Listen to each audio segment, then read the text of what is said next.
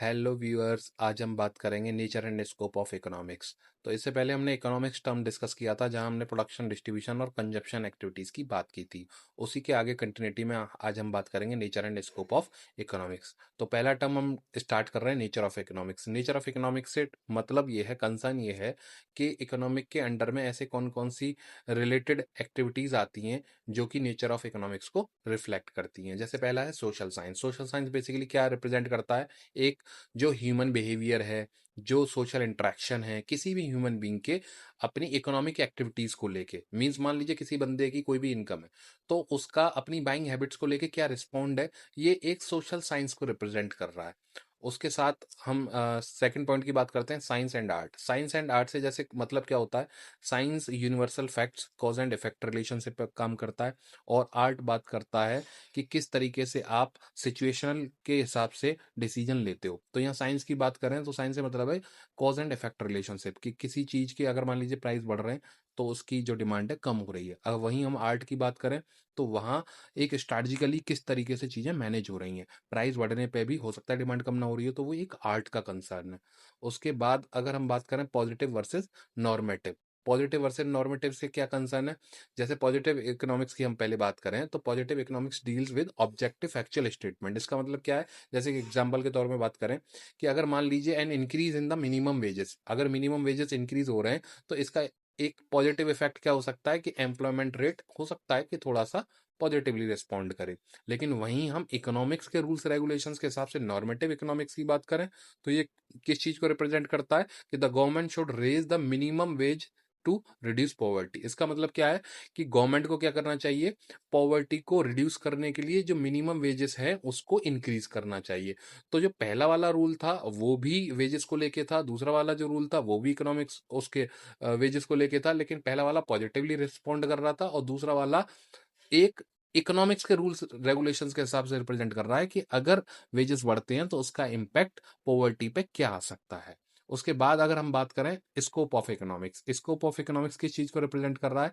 जैसे इसमें दो टर्म आएंगे, तीन टर्म आएंगे, माइक्रो और मैक्रो और तीसरा अदर। तो पहले हम माइक्रो इकोनॉमिक्स टर्म्स की बात करते हैं। तो माइक्रो इकोनॉमिक्स टर्म्स क्या है? Theory of demand. Theory of demand से क्या मतलब है कि मार्केट में किसी भी चीज के प्राइसेस कुछ एक होने पे उसकी मार्केट में क्या डिमांड हो सकती है। कुछ लोगों का इनकम लेवल कुछ एक होने पे मार्केट में उनका जो उन लोगों के लिए जो डिमांड है वो क्या हो सकती है। तो ये रिफ्लेक्ट करती है थ्योरी ऑफ डिमांड को। उसके बाद हम बात करें theory of production and cost. इसका मतलब क्या है कि how business determine what to produce, कि बिजनेस एक्टिविटीज को ये डिटरमाइन करना कि हमें क्या प्रोड्यूस करना है और कॉस्ट इफेक्टिव किस तरीके से प्रोड्यूस करना है। तो ये रिप्रेजेंट करता है theory of production and cost को। अगर कम वर्ड्स में एक्सप्लेन करने की बात करें कि किसी भी प्रोडक्शन सेटअप को ये बताना कि किस तरीके से प्रोड्यूस करना है और किस तरीके से कॉस्ट इफेक्टिव प्रोड्यूस करना है, ये रिप्रेजेंट करता है theory of production and cost को। उसके बाद प्राइस थ्योरी। प्राइस थ्योरी से मतलब है कि आप मार्केट में किस तरीके से डील कर रहे हो, किस तरीके से इन्वॉल्व हो रहे हो। क्या आप मार्केट में एज ए मोनोपोलिस्ट डील कर रहे हो? मींस क्या आप सिंगल सेलर हो, या आप एज ए परफेक्ट कॉम्पिटिटर हो? इसका मतलब क्या है कि मार्केट में आप नंबर ऑफ कॉम्पिटिटर्स आपके अवेलेबल हैं, तो आप near by differentiated products produce कर रहे हो, तो आप मार्केट में अपने प्रोडक्ट के प्राइस कैसे डिसाइड करोगे और किस तरीके से मार्केट में सर्वाइव करोगे। उसके बाद है वेलफेयर इकोनॉमिक्स। वेलफेयर इकोनॉमिक्स क्या कहता है? How resources can be allocated to maximize social wellbeing. Means कि अगर हम रिसोर्सेज की बात कर रहे हैं तो आप उनको किस तरीके से कंट्रोल और मैनेज कर रहे हो जिससे वो सोसाइटी के लिए वेलबींग में यूज हो सके। तो ये था माइक्रो इकोनॉमिक्स के बारे में। उसके बाद हम बात करें मैक्रो इकोनॉमिक्स। मैक्रो इकोनॉमिक्स क्या है? देखो, माइक्रो का मतलब होता है इंडिविजुअल और यहाँ मैक्रो का मतलब होता है ओवरऑल। तो यहाँ हम ओवरऑल फंक्शनिंग की बात करेंगे, लार्ज स्केल लेवल की बात करेंगे। तो ये क्या रिप्रेजेंट करता है? जैसे पहले पॉइंट की बात करें, इकोनॉमिक ग्रोथ एंड डेवलपमेंट। इसका मतलब क्या है कि जो हम सारे फैक्टर्स जो इकोनॉमिक ग्रोथ को लेके और उसके डेवलपमेंट को लेके कंसिडरेशन में आ सकते हैं लॉन्ग टर्म प्रॉस्पेरिटी के लिए, उन सारे फैक्टर्स की बात करेंगे हम यहाँ पे जो किसी भी इकोनॉमिक ग्रोथ और डेवलपमेंट के लिए जरूरी हो सकते हैं। उसके बाद है इन्फ्लेशन एंड अनएम्प्लॉयमेंट। अब इन्फ्लेशन का भी जो टर्म है वो पूरा एक लार्ज लेवल पे है। मतलब इन्फ्लेशन का मतलब होता है प्राइसेस का बढ़ना, और अनएम्प्लॉयमेंट का मतलब क्या है? बेरोजगारी। तो अगर इन्फ्लेशन की बात कर रहे हैं, अनएम्प्लॉयमेंट की बात कर रहे हैं, तो ये एक लार्ज लेवल का टर्म है जो कि किसी भी कंट्री की इकोनॉमी को अफेक्ट कर सकता है। उसके बाद हम बात करें मॉनेटरी एंड फिस्कल पॉलिसी, ये क्या रिप्रेजेंट करता है? मॉनेटरी पॉलिसी से मतलब है कि कोई भी जो गवर्नमेंट है उसके अंडर में, जैसे हम इंडिया की बात करें तो आरबीआई है, तो वो किस तरीके से मनी को कंट्रोल कर रही है, मॉनेटरी, ऐसी कोई भी पॉलिसी जो मॉनेटरी से रिलेटेड है तो वो किस तरीके से आरबीआई कंट्रोल कर रही है। और फिस्कल पॉलिसी से क्या मतलब है कि किस तरीके से गवर्नमेंट अपने एक्सपेंडिचर्स को और अपने एक्सपेंडिचर के साथ अपने इनकम लेवल को किस तरीके से कंट्रोल और मैनेज कर रही है, तो वो भी पूरा सेंट्रल लेवल का और एक लार्ज लेवल की रूल्स और पॉलिसी है।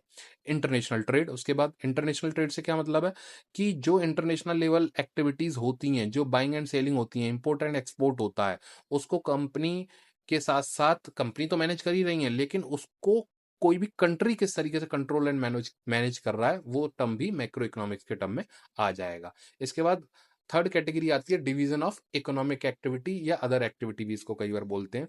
तो इसमें ये कॉमन टर्म्स है, प्रोडक्शन, कंजप्शन, एक्सचेंज, डिस्ट्रीब्यूशन और पब्लिक फाइनेंस। इसका मतलब क्या है कि जो प्रोडक्शन एक्टिविटीज हो रही हैं वो किस तरीके से कंट्रोल और मैनेज हो रही हैं जिससे वही गुड्स प्रोड्यूस हो सकें, जिससे कि needs and wants properly satisfy हो सकें, और जो कॉस्टिंग है वो कम से कम आए, प्रोडक्शन ज़्यादा से ज़्यादा हो।